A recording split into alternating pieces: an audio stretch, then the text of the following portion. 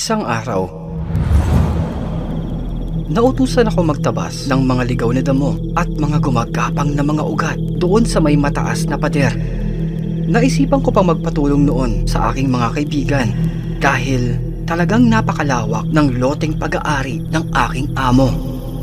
3 naman po kaming hardinero dito, pero parang ang dating ay sa akin din lahat ang mga pagkilos. Ganon po yata talaga kapag namamasukan ka at ang mga kasama mo ay mas matatanda. Dumarami ang nagiging palautos na mga amo ko. Abala kami noon. Nakasampa sa may mataas na bakod na ikapa nga sa amin ay labis mag-iingat dahil napakataas talaga ng solidong pader. Nasa may dakong dulo na kami. Bihira po ang nagagawi dito, sabi ni Manang Dedang. Pero sabay-sabay pa kaming napasulyap dahil sa narinig naming ingay. Una ay akala namin ay mayroong nagaganap na gulo. Pero hindi. Nakita namin ang tumpukan ng mga nagkakagulong tao kasama ang ilang sasakyan ng barangay namin dito. Na ika daw, may patay. May natagpuang patay. Kaya mas lalo kaming parang naging mga unggoy dahil sa bilis ng paglapit habang kumakapit sa mga puno para lamang mas malinaw makasagap ng mainit na tsismis. Ngunit, bahagya akong nakadama ng hindi malamang lungkot sa aking kalooban. Dahil, oo nga, may natagpuan daw na patay. Isang patay na sanggol. Na napailing na lamang ang isa kong kaibigan na ikapa nito. Grabe, meron na naman. Ha? Paano meron na naman, Nonoy? Hindi mo ba alam? Yung tungkol sa may dulo ng kanto na yan? Sa may ibaba? Ha? Hindi eh. Bakit? Ano bang meron dyan? Sapagkat ilang beses na palang napapabalitaan sa aming barangay ang mga insidente. Mga insidente ng pagtatapon ng mga patay na sanggol na siyang nasa kabilang panig lamang ng mataas na pader ng malawak na kabahayan. Madalas daw ay may namamataan na siyang iniiwang mga sanggol dito. Kaya nga eh. Pag umuwi kami ng mga kapatid ko, hindi kami dumadaan sa bandang kanto na ito.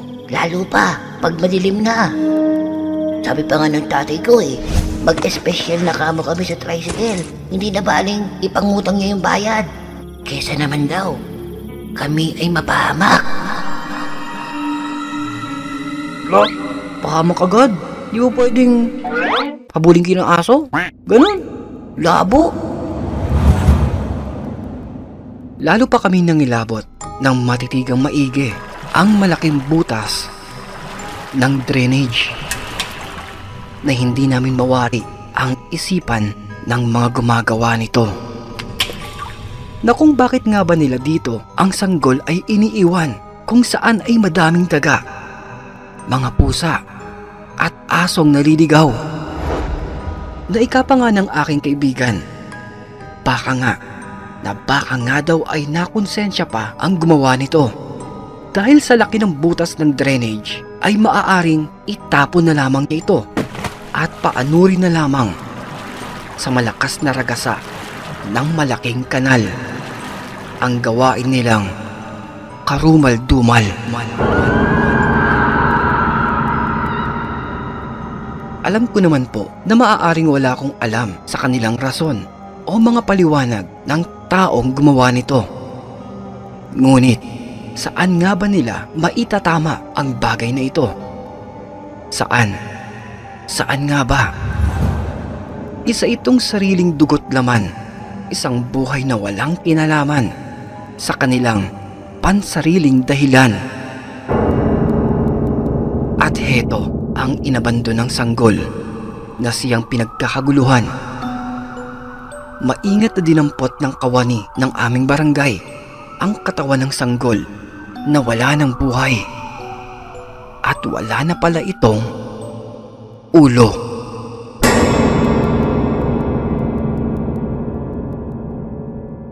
At isang gabi, nagkaroon ng malawakan at mahabang oras ng brownout. Nasigaw pa ng mayordoma ay kung may kumilos na ba para sa may makinarya. Kung kaya, alisto kong tinakbo ang nakahimpil na generator doon sa may likod bahay. Dala ang flashlight at susi. Alisto kong binuksan ang maliit na silid kung saan ito nakatago. May kalakihan itong 5 talampakan na madali ko namang nakita ang mga dapat kong buksan at mga buton na dapat pihitan. Pero bigla akong natigilan dahil nakakarinig ako ng mga nakakaawang maliit na pag-iyak ng isang lumuluhang sanggol.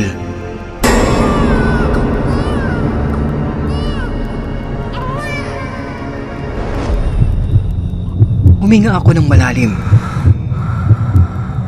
Pilit kong nilalabanan ang gumagapang na nerbiyos at inintindi ang pagbubuhay ng makinang nasa may harapan ko. Pero may nalaglag sa bandang likuran ko na aking naalala. Tunog ito ng mga nakatumpok sa may tabi ng pinto na mga lata ng tirang pintura. May tao sa likuran ko. Kumabog na ang aking dibdib. Pabilis ng pabilis. Talagang mas malakas ang nerbiyos, lalong-lalo na pag nais mong umiwas na matakot. Na mas nakadagdag pa ng kilabot nang makarinig ako ng mga matitinis na pagbungis-ngis.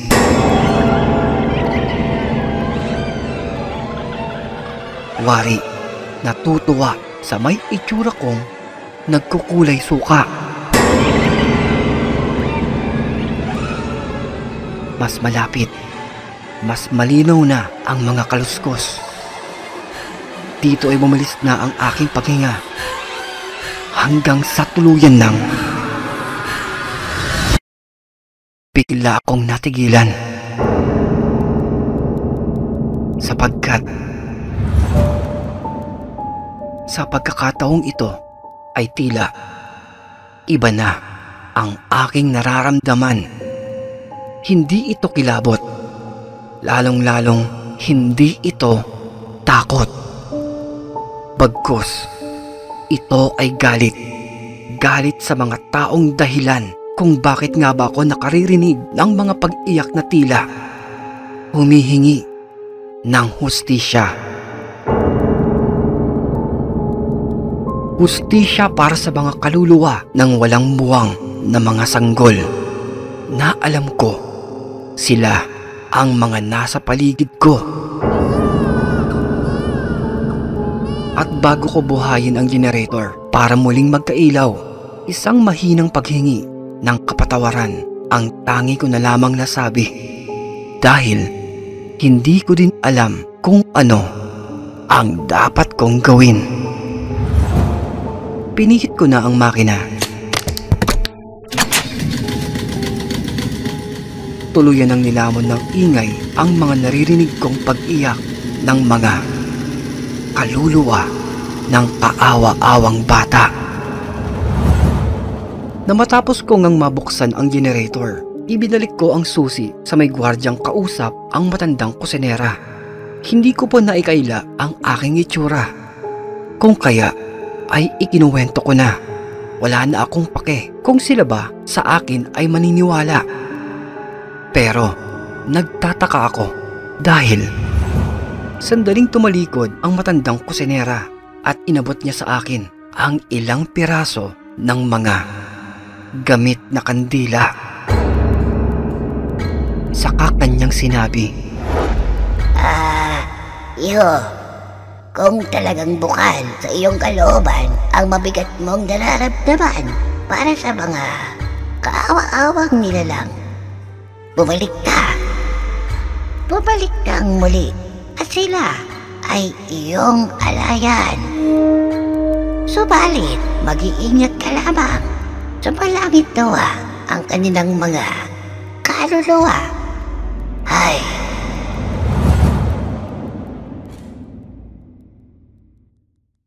naika ni Manang Dedang na sa aking pagbabalik ay akin daw sindihan ang mga hawak kong esperma. Mag-alay ng taimtim na panalangin, magdasal para sa mga kawawang kaluluwa ng mga walang muwang na biktima ng kapusukan ng mga tao. Walang ibang iniisip kundi ang sarili lamang nila. Kung kaya, Pitong, tabahan mo ko. nye, ako pa talaga. Nek-nek mo. ano ba yun? Wala talaga to no? Ewan ko sa'yo. Tsaka, Juan, may gagawin ako. Akit ang bubong. Ano ako eh. na. Wag na. Sus. Napakaduwag talaga nito. Nye, lolo mo duwag. Ikaw na lang. Ikaw bida dito, di ba? Panindigan mo yan.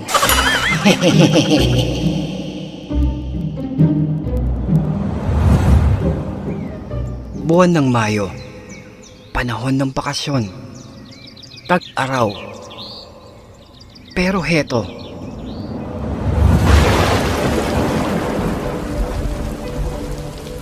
isang napakalakas na bagyo daw ang pumasok sa may rehiyon ng Luzon. Napakalakas. Madaming mga kabahayan ang binaha noon at halos ang lahat ng mga nagtatayugang mga puno ay niyuyugyog. Naglalangit-ngitan. Napakalakas ng hangin. Nasa bawat pagdaan ay parang kamay ni Bathalang humahampas sa lahat ng mga kabahayan. Kaliwat kanan, maririnig ang pagsipol sa daluyong ng hangin. Nawari, ang lahat ay sinusubukan kung mananatiling matibay. Pero, sinamang palad ang ilang bubungan na siyang nagliliparan. Na maririnig sa kabilang panig na mataas na pader ang mga taong nagkakaproblema. Malalakas na pagbusina sa kanilang mga sasakyang nilalamon ng tumataas na tubig doon sa may kalsada. Nais ko sanang tumulong para ay magtulak ng mga tumitirik na mga sasakyan. Pero talagang napakalakas ng bagyo. Hindi mo kakayanin ang manatiling nakatayo sa lakas ng ihip nito. At narinig na nga namin ang dumadugong-dung na boses ng aming mayordoma. Ano? Wala pa rin kikilos? Hinihintay niyo ba ako talagang magbunganga dito? Ano? Nakikita ko kayong lahat sa may bintana. Ano? Anak nang, kumakaway ka pang pidong ka. Sara ulong to. Anong tingin mo sa sarili mo? Nasa may arrival ka ng airport? Puwisit na to. Kumilos na kayo. Mga tinamaan kayo ng lintik. Ilas. Anak nang. Ayan. Yan na. Malakas na lalo. Kumilos na kayo. Ayora talaga, no? Minsan ang sarap ding asarin Ano kaya kung maglaho tayong lahat dito, tapos siya ang lumabas at kumilos ng lahat ng mga inuutos niya? Ano kaya, no? Walastik talaga yung bunganga Akala ko nga kanina kulog. Bunganga pala niya yun. Pambihira. Oh, lakas ang ulan. Ay, Diyos ko. Naika pa ng aming mayordoma. Nag-uutos ito na aming ihanda na ang makinaryang generator dahil tiyak tuwing ganitong panahon atin pong asahan ang pagkawala ng kuryente. At tiyak na ito'y matatagalan. Na hindi pa man kami nakakapagsuot ng kapoteng pananggalang sa ulan, ay totoo nga, agad nang nawalan ng kuryente sa may buong kabahayan. Ano? Lintek! Ang init na dito! Yung aircon ni Senyora! Naku, Pidong! Kumilos na kaya!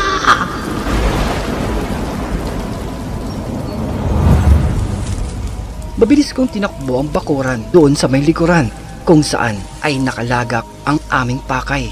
Saka nagmamadaling binuhay ang makinarya. Pero biglang nagka-problema. Mabilis akong bumalik. Ipinagbigay alam ko ito doon sa may gwardya. At ikako, baka ay maaari niya ako masamahan para matulungan. Pumayag naman ito, lalo pat para kay Senyora at sa buong seguridad. Napakalakas talaga ng ulan. Gumuguhit sa may kalangitan ang nakakapangilabot at nakakabinging pagkulog at pagkidlat. Walang tigil ang pagbuhos ng ulan. Pati ng mga punong naghahampasan. Oh! Bilisan mo na dyan! Bagal nito eh! Ang lamig na dito! Kung ano-ano pa sinasabi mo! Oo na. Teka lang! Bilisan mo! Ang sarap pa naman makinig nito sa may Pinoy horror encounters, lalo pag ganitong umuulan. Hanip sa vlogging Pidong ah. Very good ka dyan. Oh, tama na, ka na sumasagot-sagot. Script ko to eh. Bilisan mo na dyan. Aray naman. Para kasing... Saka, teka nga. Bakit ba ako nagkukumpuni nito? Hardinero ko eh. Naman mo. Ano ba yan? Ang tigas naman ng tornilyo nito. Naku, kinalawang na yata oh.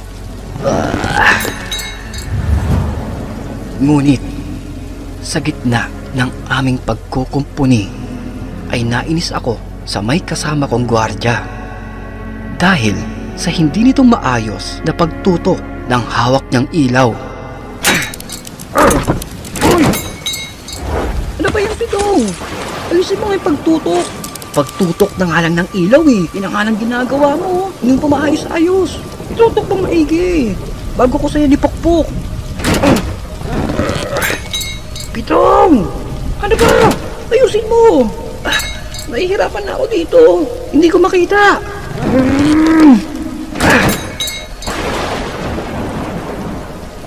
Hanggang sa bigla niya itong pinatay.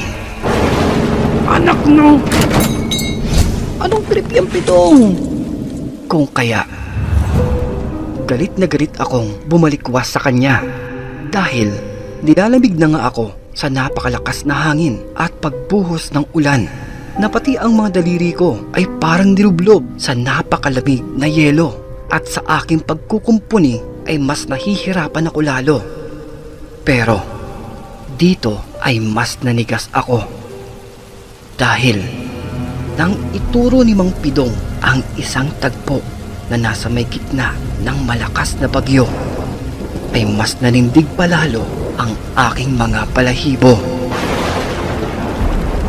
Na dito ay hindi na niya ako kailangan pang sabihan na huwag akong maingay.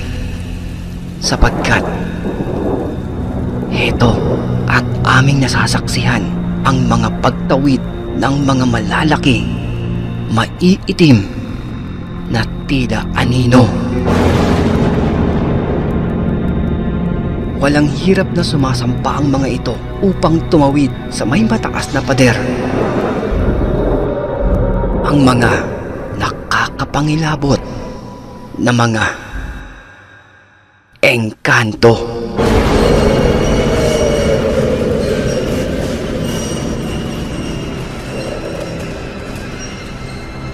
At parang mga bulang biglang nawawala sa tuwing pumapasok sa malalaking puno ng balete, akasya at mangga. Subalit, napalunok ako bigla dahil tila hindi kami kaila sa aming mga nakikita. Sa gitna ng pagkulog at mga pagkidlat, nakatulala lamang kami habang sila ay aming pinagmamasdan. Sapagkat sumulyap pa ang mga ito sa amin at wari ipinamamalas ang kanilang mga nagliliwanag na mga mata. Habang pumapasok sa mga malalaking puno ng balete ang mga kapre. Halos magsiksikan kami sa maliit na sulok ng generator, lalong-lalo na nang aming makitang tila nagbabrasuhan pa ang dalawang nilalang sa kanilang pag-aagawan upang sila ay pumasok doon sa may malaking puno.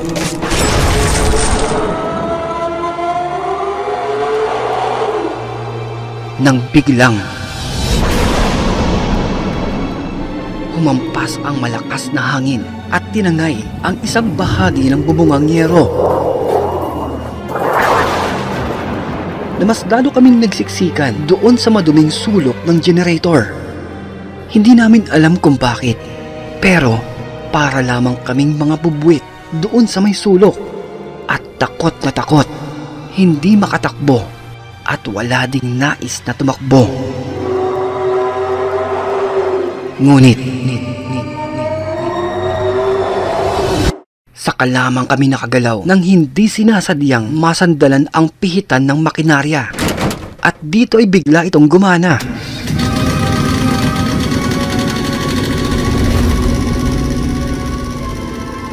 Sunod-sunod na nagliwanag ang mga ilaw sa buong kasa, kasabay ng paglalaho ng mga malaking engkanto.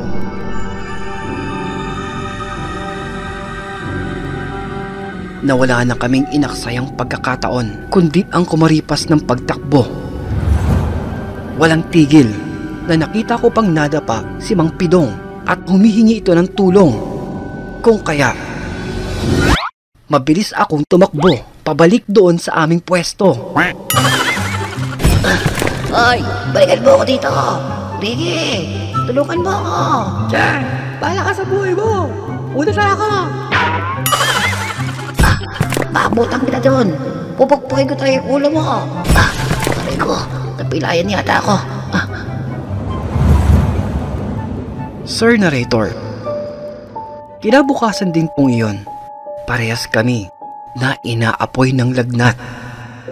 Tinatawanan ng aming mga kausap tungkol sa aming karanasan habang humihigop ng mainit na lugaw na ang laman ay kababalaghan.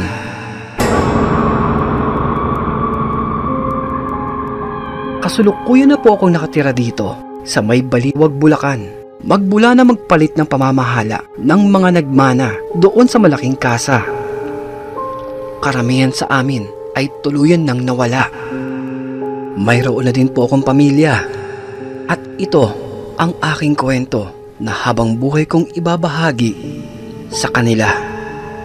Ang kwento sa may lumang kasa.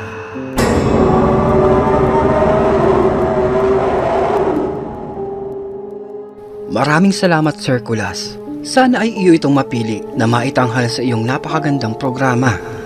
Hangad namin na mas sipagan mo pa at patuloy na magbigay saya sa bawat tumatangkilik na pamilya.